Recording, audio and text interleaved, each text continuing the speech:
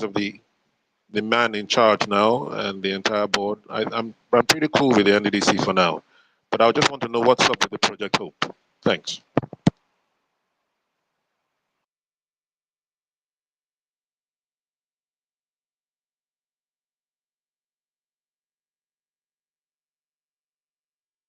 Good morning. Good morning. This is Chris. Yeah.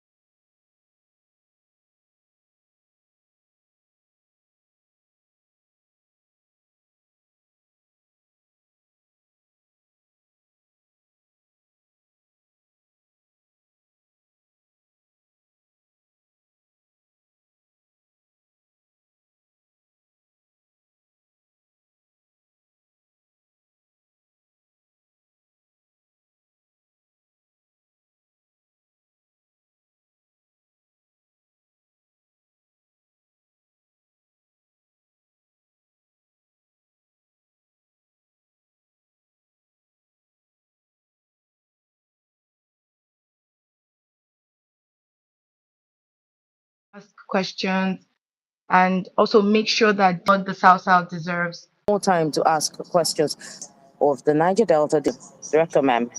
Please. Basically, we're here and our conversation is going to be centered around the achievements of in response to the mandate to bring about even and sustainable development to the people of the region. And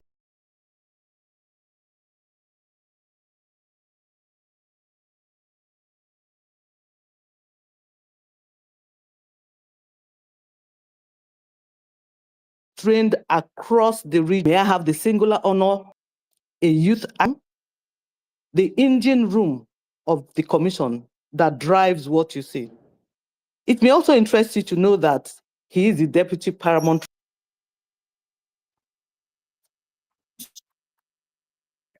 MD sir, you're welcome.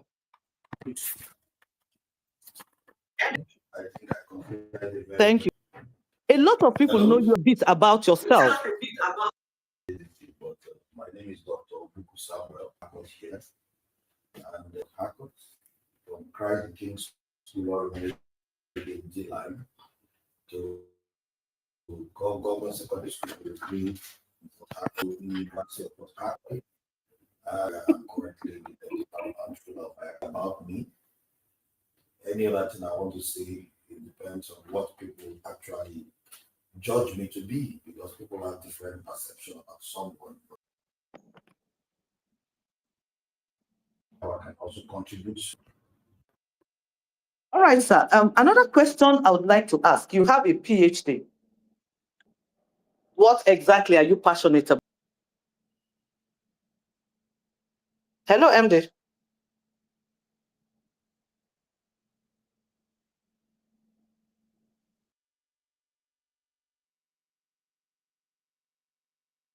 Network glitches, and we're working on all of that.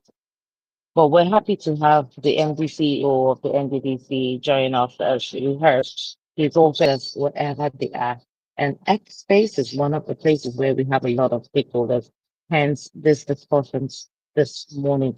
We're going to get into popularly known in Port Harcourt NDDC. So today we want to take our very first question. To you, sir, MDC. 5th anniversary this year, and several activities have been held cutting across the 9 states that you seem to be on. I heard you the questions anniversary. In fact, staff pleaded with the MD that it should be an all year round celebration. So let's say that it officially ends this December of July. That's when we'll have more to say.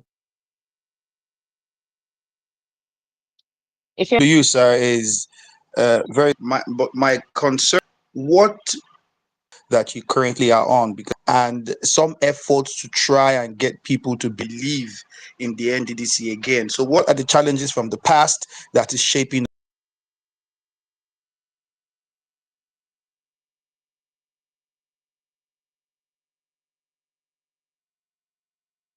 I think the MDs of the governing board of the Niger Delta Development Space this morning listening. You're welcome. And since our chairman, the questions for being here.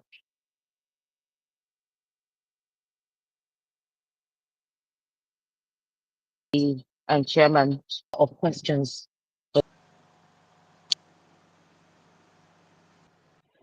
So if I may just put out a question, perhaps that hopefully would bring up a conversation. I've heard some of us commend the NDDC for the street lights, and those are beautiful that have been carried. The abandoned project, which the administration is going with federal government, actually have accrued over that we are here in questions, because it means that past the stage where we are instruction, we should be looking. So I don't know if it's just monies that we have realistically. Thank you. If you have more observations for the questions to be answered, those questions, because we better nation on that. Actually, having sincere apologies.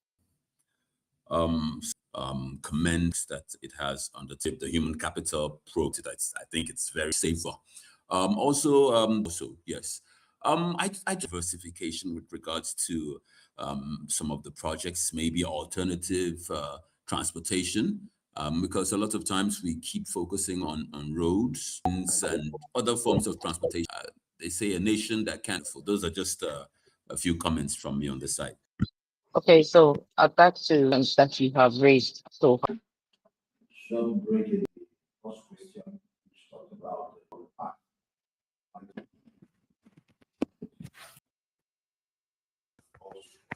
We decided to, from the past, what we must research. If you remember what our people educated before, those who are educated in rural communities, those who are educated are not doing communities, those who are doing one location, so nobody will need to really have development projects to find and challenge anybody for that. However, right now, haven't learned because probably mismanaged going forward by trying to ensure that everything we do is more sustainable. We are being sustainably driven because we have to make sure that from the key some person so that those who are coming behind us will improve on the gains we have made so far. And the other person talked about solar in NDDC in the last note to administration criticizing the previous administration to NDDC of rewind out water hyacinth to do projects that the people will shall light up the Niger Delta. Because we realize that most of the issues of insecurity in the Niger Delta was based on the fact that most of our camps and insecurity in the Niger Delta, it is of our communities. Also trying to do with this solar light, so like they can also be replaced from that projects that the people feel the impact. So whatever amount of billions we're spending is to also reach out to the people. At least the result can never had access.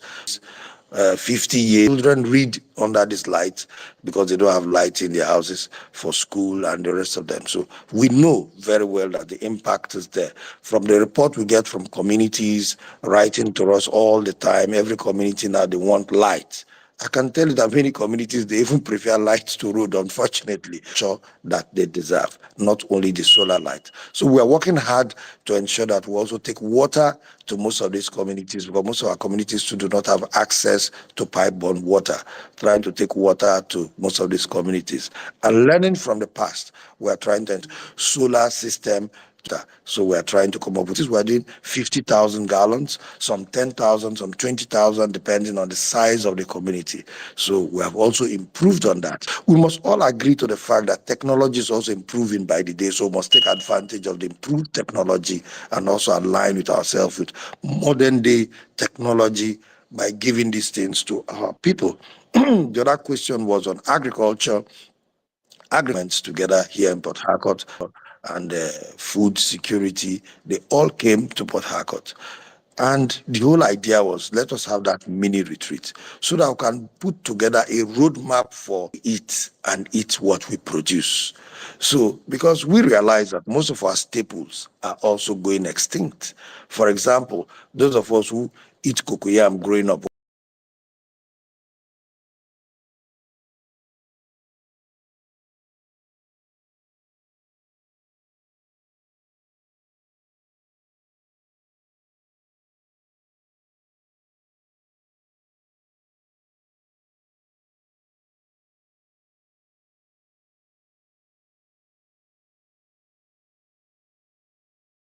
agriculture in 2026, we are going to aim for various states. Let grown in some other states, not in all the states. So that areas where we know people have comparative advantage in cassava, we see how we can have focus on that area in the game. Because one, we fail to understand that industrial use, we are talking about growing need for consistent use of cassava. We have to feed those their plants. Grow cassava times 10 of what we are growing right now. And we have to look at areas that have comparative advantage so that we all come together as a region to support that area to grow. Industrial sector. This outgrower scheme hands to us, and these products once they are produced from the farm to also help the farmers. So that scheme is also ongoing between the tillers, farmers, and more of subsistence farming so that they can also have enough to also sell and empower themselves. We looked at our region, we told ourselves that we have the capacity to also produce rice because our region is the best area for rice production. We don't need irrigation. In the north where they produce rice, they do lots of irrigation.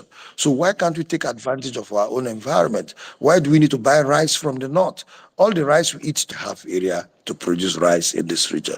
Like in Bayelsa, we've had stories of the Peramabri rice farm. It has been there for a long time. Nobody said in the past to build a very big rice mill in Elele. But the rice mill is just there. We don't have feedstock to also feed the rice mill. So we have to now see what we can do to ensure that we feed sources to see what we can also grow. Much to do in the future of the region. We cannot do off the variables and the indices. But for agriculture, you don't need to know anybody to produce parts of the country and other parts of the world. In agriculture, same in agriculture, we're also trying to establish food hubs in the Niger Delta, to which provide storage as the rural market not store, they go bad, using the instrumentality, the platform of the Niger Delta Chamber of Commerce, so that those who have registered with the Niger Delta Chamber of Commerce, those entrepreneurs and farmers, those areas in the future, agriculture is what we have control of. In agriculture, you cannot say crude oil price have gone down or it has come up. In agriculture, left to eat. So, and as more come. Like you said, on agriculture, and we know that you are quite passionate about to call it and not abandoned, because truly, of those unfinished projects. You also looked at the Niger Delta Chamber of Commerce, Industry, and Mines and Agriculture. Thank you very much for these questions, and he's ready for that. We call on Azubike Wakocha of Reading 93.7 FM. Yeah, Zubi, you ask his question. We'll have Chris Oluigo of Classic FM. Chris. Thank you very much. Once again, I want to commend the NDDC for on publicizing. First question would be about the quality of infrastructure. How does the commission ensure that roads, healthcare, education, and energy projects meet required standards and are fairly awarded? And my second question would be about partnerships and international partners to deliver sustainable. Can I go ahead to answer that? Yes, please, MDCO. Okay, I think people have actually complained in the past of substandard quality of our projects, which I will also most of our projects of checks to ensure that nobody beat our process. For example, I tell you that yes, they cannot beat the NDDC standard, right? NDDC standard. Even one of these days, I saw a billboard in Port Harcourt that they said NDDC standard solar light. Many people use that as a serious layers of checks right now, that it is difficult. It's not left in the hands. So right now, we have improved on our quality offices, never had the working tools. You find a situation whereby for a contractor to go for a supervision, he has to be the one to provide vehicles for the PMS staff that will go for supervision. That means, first of all, the staff is being compromised. But right now, our staff will tell you to go ahead to the site and they'll drive down there to come and meet you. All our state offices have been provided with vehicles for monitoring of projects and also expect to also compromise our staff. Big welfare is handled and they are doing their job diligently. So the quality of the project starts from the conception,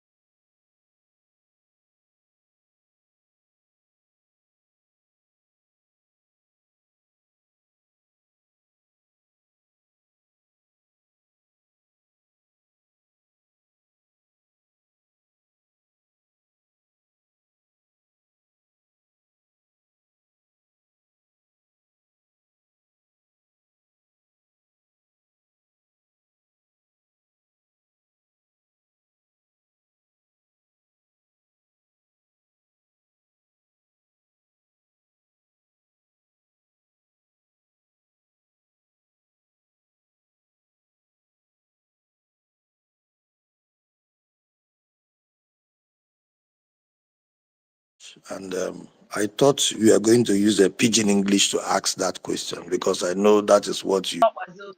It's cool FM. True, but at least I've known you with the pidgin English, so I thought you'd have asked the question in pidgin. All right, sir. Thank you, sir. Yes. So, well, thank you very much. I think the truth is that as NDDC, very, very simple. We've come up referring to looking at the past, which we cannot really account for. We cannot really account for how many persons have been trained, how many persons have benefited from it, where are they, are we monitoring their society cannot really grow. So the training of our youth. We started with the Project Hope platform, and many influence people, and the next thing I'll furnish you names of my family members and friends to benefit from that training. And because they are not interested, they will just go to square one again. So society doesn't grow with that. Our youth for their progression, person to go astray. So we came up with the Project Hope platform. To areas we have to focus on. These are two major areas, and that is where society can grow. I went to communities, renewed hope. I think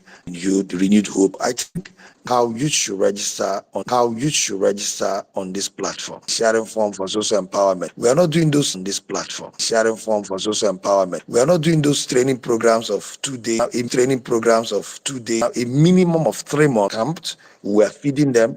Minimum of 3 months camped. We are feeding them. By early next year, we are version. So that energy transition. So let our youth, also be part of that future. So we are training about 1,000 youths. That training is going to come up in there. So we are training about 1,000 youths. That training is going to come up in the consultant has opted in those kind of training, so that we don't just pick the wrong people by placing the wrong pegs in the wrong hole. So we pick people in their areas of competence, or so person brings so number of persons, So those who want to take advantage, of it, I'm using this platform to still advise our youth of it. Let the MDCEO. Right now, I don't know which would know the people. So we are trying to empower our youth. We also sponsor the Tech Expo in Port Harcourt. Platforms for our youth to benefit from, where tech experts were brought from different parts. We train them. They can also expose game for the Tech Expo is to ensure that we have gainful employment in different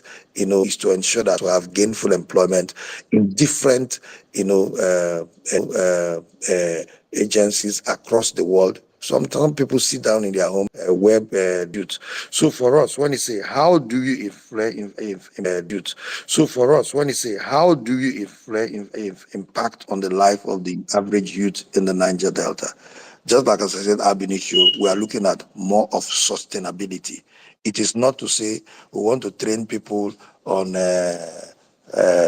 let's say, how to make food. They will call them to J Signature. We'll train them after 3 days. You give them a starter pack. They go, and at the end of the day, we're also taking note back again. Starter pack. They go, and at the end of the day, we're also taking note back again to have benefited the Niger Delta Chamber, to have benefited the Niger Delta Chamber of Commerce. We decided grants, give to this my political son, or give to this my daughter. No, the Chamber of Commerce, for you to benefit, you must be a member of the Chamber. Naira seed fund to the Chamber of Commerce as initial support. We're supposed to give the Chamber of Commerce a total of about 30 billion. We have given them the first 5 billion. You can also attest to the fact that Chamber of Commerce went around the 9 states also giving out grants to those who applied for those grants, involved in small and medium scale enterprise. People should take advantage of it. Foreign scholarship scheme is one of the best right now, because I can attest to the fact that in July this year in Coventry, out of about 75 scholars that we had, we produced about 34 34 selection. If the selection were not to be quality, we wouldn't have been producing this quality of results, because our selection process is very, very rigid, very, very strict, and also transparent to where the best gets the scholarship, and are right now benefiting from the local postgraduate our youths. Then for the up with the educational acquisition in the country to distribute it to distribute to children in primary and secondary schools in the country, in the region, so that what it does is this taps poor parents who do not have poor and the children of the bourgeois to be at the same level, having the same level of education. So I think these are few things we have done to ensure that we also encourage the youth anyway. Then in sports, we this year in April, and we have the second edition, which is Edo 2026, that is coming up in February next year. So these things are things that we're trying to ensure that in all areas, both agri, small and medium scale enterprise, our young ones are carried along, because the young ones are actually the future of this country and the future of the Niger. Thank you very much, NDCO, for speaking elaborately on youth and what the youth stand to benefit, the impact that the NDDC has, and what they have done so far for the youth. You didn't just end it there, you talked about even younger children. Thank you so much. Daniel Echendu. Daniel Echendu, are you there? Or Daniel Echendu? Okay, this is Zubi. I don't know if you can hear me. Zubillionaire from Rhythm FM. First of all, I want to say thank you to the NDDC and specifically to the MD CEO, and board has been phenomenal, I must say. First of all, let me just chip in here. Based on what the MD CEO has said, I'm very happy. It's also good to know position. It is still like my brother is from Bayelsa State, and the people do not know. So the appeal here, one of the appeals I'm making, is for the MD and the entire NDDC board to see what they can do to let. So please, MD, I have to doing great stuff. And secondly, this stuff you've done, and also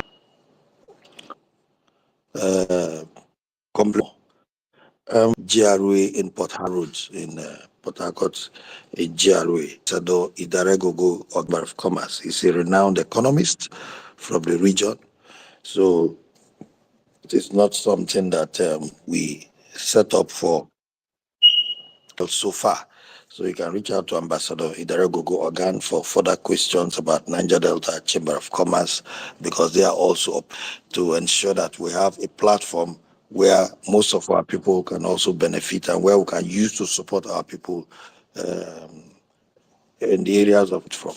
And it has created a lot of sanity for us, because nobody besieges us again with proposals for training, proposals for support and all that. So everybody goes to the Niger Delta Chamber of Commerce now. That was part of the vision of this administration. And that we talked about the sustainability of our projects, and it is to also own up, but most communities come to vandalize these facilities. And it is for me to use medium to also call on communities to let them understand that state, federal government, when you have development, no matter how small it is, protect it, cherish it, and guide it, because you may not have it again. Government may not remain present at all. So when government that is their responsibility. Most of our solar light projects, where the community was bright 2 months to NDDC, because of this program, you could our records. So when some communities come, they say they don't have any. So we cannot pay security agencies to start protecting projects across the length and breadth of the Niger Delta. That is not possible. We don't have such overhead for that. So in the media, please, facilities that have been pick up this responsibility, because it's responsibilities by ensuring that, telling you that we are not an operational agent. No, there are other government agencies that have those responsibilities. Ours is intervention. No water, we give you water. No light, we give you light. No road, we give you road. Fixing that generator. How did you use the generality to maintain those things? We know some government additional rulers, some other disability, let protecting this on security in most of these our communities. Because when we talk about insecurity, one of the things that bring about insecurity is also underdevelopment. The mindset of people are patriotic not to destroy what they have. So I think we're trying to use development to also quell insecurity. And in order to highlight again, one of the major things that we have done that have also reduced insecurity in the region is the Operation Light Delta. That is why we know and learn how to protect some of the states try and security situation improve and step up their game. Thank you very much, MDCO, for hopping on a lot of questions and just giving the. Okay, Daniel, please go ahead. I can hear you now. At Port Harcourt people, leadership changes during continuity and is on measured by your leadership. That does bring the form to us so that let us accord people. I can assure that is come up with projects assessment before coming. And we realize that most of our community, it has been successful so far. Most persons, something which the people requested for our success. Our success is being measured in different areas. I even talked about our scholarship scheme, where last year we had 15 distinctions in Coventry University only, our success. Measure distinctions in Coventry University only, our success. Measuring our success is based on our success. It varies all the time. That is, we had only just one state office, or let's say two state offices that were owned by NDDC. One built by NDDC, which is the River State Office. Then the Imo State Office was what NDDC inherited from Ompadek. And today we have new state offices in Bayelsa, Cross River, Delta, and that of Akwa Ibom will be ready by January, February next year. So our target is to ensure that almost all the states. We can also measure our successes based on the number of youths we have trained that are also doing well, because we are trying to ensure that we follow them up. We don't just train them and abandon them, so that indicators that shows our level about some of these projects, we may not be able to complete all of them. For example, the Kaataba of next year and that country. So that is something we have taken a project that we're also going to complete which is in partnership with NLNG. Once that project is commissioned, corpus lodges across the region, teachers is to stay in these communities. So how do these children in these rural communities have access to good education? And because we cannot employ teachers as a commission, we decided to go through the other route by providing conducive accommodation for corpus so that they can live. So these are the things we're also doing to also measure our success, which is an indicator. Today, we are also building water projects in communities that never had water. Those are measures to show. So for touching the lives of the people and taking development to the grassroots and measuring our success, let us just wait until the exit of this board. Then that is when people will now realize what we have done. But right now, I can tell you that Nigerians are feeling the impact, that even Mr. President, who appointed us himself, can also attest to that. Mr. President has said that in different fora. Is satisfied with what you're doing. We should do more. So we're also in the year 2025, we are going to put our best efforts to ensure that we do more in 2026. So we keep raising the bar and keep challenging ourselves to do better. That is what I can tell you. Thank you. Thank you, MDCO. As we round off this conversation, Development Commission, NDDC, right here, one app. I think it's only apps that we left it. Chairman, you understand policies, and as we round off 2020, Chairman, sir. All right. Thank you. We can hear you. All right. Great. First of all, let me wish everyone the very best this season as we come to another year end. Secondly, I'd like to appreciate each and every one of you for joining in and at least working with us or excuse me. First things first is there's a misconception. People think NDDC is a tier rated that we're an interventionist agency. And so our duty or our business is to intervene when the need arises and not to compete with other tiers of government or to say that everything is our responsibility. Now, very much aware of has to do, and this is also why, because there were questions about abandoned or uncompleted projects. Now, NDDC And I give you an example. Between 2019 and 2023, the current MD, Samuel Ogbuku, was the 6th MD that has a high turnover or board. No meaningful progress can be made, absolutely none. And so somebody comes in there, spends 3 months or something, knowing fully well that and people are beginning to appreciate the work that is being done by the current board and management. All projects are being 2 years and 1 month. This current, the 7th, this current board, 2 years and 1 month. And simple. We set the tone, we set the policies, we oversee the management to ensure that they continue to discharge their duties in the day-to-day implementation of the commission, and have the right governance structure in place. Without the right governance structure, you're not going to be able to do anything. So going into 2026 is to ensure that we strengthen our governance structure, because once you have the right governance structure in place, procurement follows. And then also digital sales and agencies. We've started the turnaround time, we're able to do things the way modern organizations run. So for 2026, we're going to ensure that we deliver people that we know, people close to us, have approached us to say, oh, sorry, please, because they lacked the right quality or they didn't meet the standards. So irrespective of who you are, we're going to ensure that those standards are maintained.